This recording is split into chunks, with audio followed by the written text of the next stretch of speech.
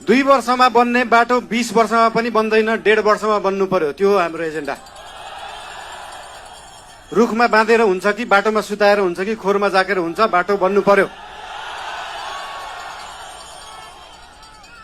या त बाटो बनाउनलाई यो भेगमा मेरो भोट छैन, यहाँको बाटो किन बनाउने, यो भेगमा मेरो भोट छैन किन बाटो बनाउने। राष्ट्रिय स्वतन्त्र पार्टी सरकारमा गयो भने कांग्रेस हिँड्ने बाटो पनि बनाउँछ, एमाले हिँड्ने बाटो पनि बनाउँछ, माओवादी हिँड्ने बाटो पनि बनाउँछ, सबै नेपाली जनता हिँड्ने बाटो बनाउँछ।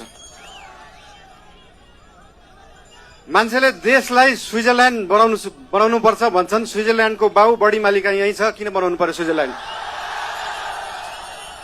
स्विजरल्यान्डको पराकाष्ठ रामा रोशन यही छ, किन बनाउनु पर्यो स्विजरल्यान्ड? खप्तड नेशनल पार्क यही छ, किन बनाउनु पर्यो स्विजरल्यान्ड? हामी नेपालीहरू माल भएको चाल नपाएको मान्छेहरू पर्यौं।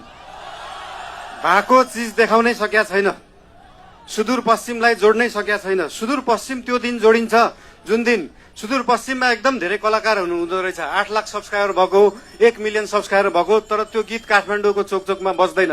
जुन दिन सुदूरपश्चिमको गीतहरू काठमाडौँको चोकचोकमा बज्छ अनि बल्ल जोडिन्छ सुदूरपश्चिम काठमाडौँसँग।